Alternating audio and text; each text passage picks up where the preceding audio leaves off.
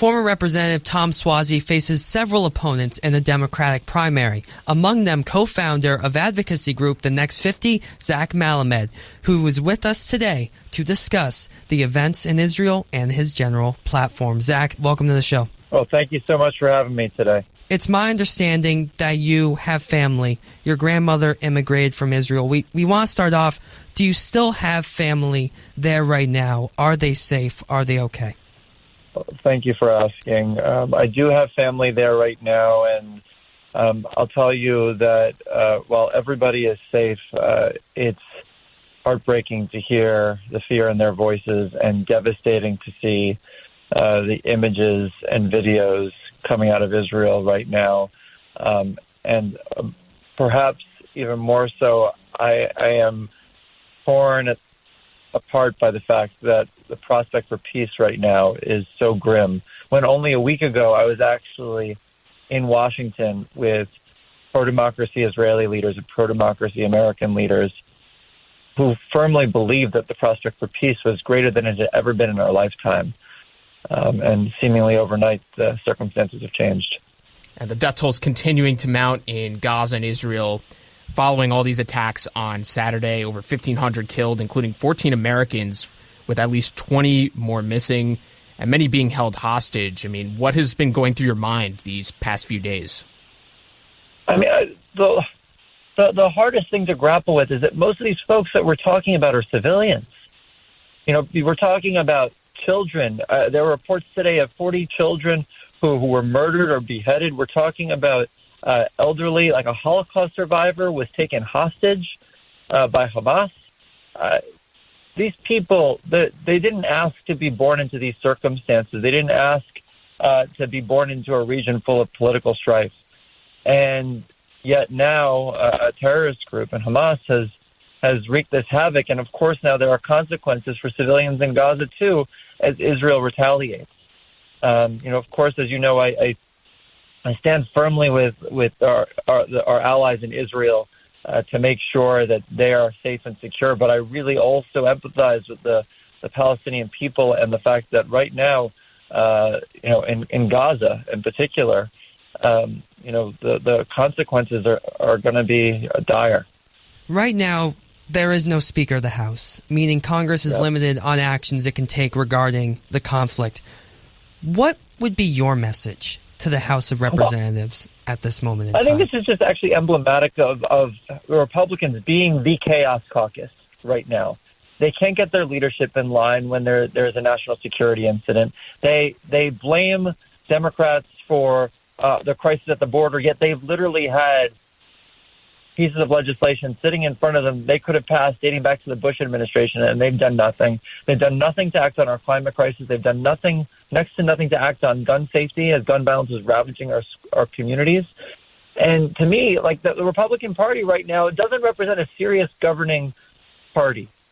And I think that's a damn shame for Americans across the board. And that's emblematic in the fact that George Santos is now our member of Congress, our Republican member of Congress in New York's 3rd Congressional District. I don't think it's a coincidence that George Santos is our member of Congress. The Republican Party can't pick a speaker. And Nancy Marks, George Santos' treasurer, is someone who's worked for Republicans across the state of New York, including former gubernatorial candidate Lee Zeldin. Republicans are not reliable. They're not serious about governing. And I think we need to hold their feet to the fire. And that's a big reason why I chose to step up and run this cycle. You mentioned your dissatisfaction with the GOP. If you were in Congress right now, what would you be doing? Would you be sending aid to support Israel? Would you be doing something different? What would be happening? Oh, no, absolutely. We would be sending aid, both humanitarian aid, but also military support to Israel. I think what's important to note is that, the military assistance that the United States is providing right now isn't just about retaliation. The military assistance the United States is providing right now, including moving USS Gerald R. Ford ship or aircraft carrier, I believe, is in an attempt to de-escalate the region. We want to make sure that Hezbollah doesn't escalate attacks, that other countries in the region don't also try and ignite the flames that are already, have been already ignited, but further ignite the flames that have been ignited in the region.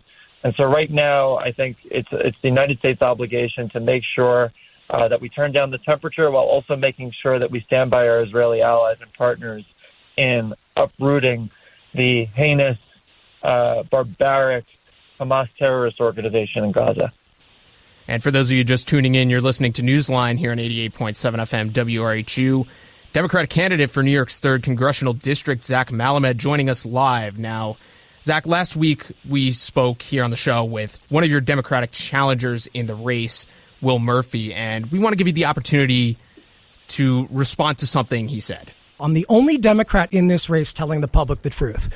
All of my opponents, Josh Lafazan, Zak Malamed, Anna Kaplan, are all running around lying to the public to raise money for their campaigns by saying they are the Democrat running against George Santos. Not a single Democrat is running against George Santos. Republicans are running against him in a primary. He will lose, and next November, we're going to have a big fight on our hands with a much more formidable Republican. Your thoughts? Look, I think right now we need to be focused on taking on the Republican Party, the Chaos Caucus, and making sure that we unseat George Santos and restore integrity to this seat. I think it's important that right now at this stage of the race, we don't focus on attacking our Democratic colleagues and peers in this race. We focus on highlighting the fact that Republicans have no place representing New York's 3rd in Congress. And, I hear what Will Murphy is saying, but at the moment right now, my focus is solely on making sure that we restore New York's 3rd Congressional District to being a district that's represented by a Democrat in Congress, a loyal Democrat in Congress at that. And there's nobody running for this seat right now who has been a more loyal Democrat, who's demonstrated more of a track record of being a loyal Democrat than myself after spending the last 4 years helping invest in the leading organization, investing in young Democrats in the country. We had an 80% success rate defeating extreme MAGA Republicans. That's work that only I have been able to do, and I hope to continue that work here in New York's 3rd Congressional District as we win this seat. And, we make sure that we uplift a new generation of leaders alongside me through this campaign. Well, Zach, we will need to end it there. We appreciate you coming on today. Of course. Thank you so much for having me.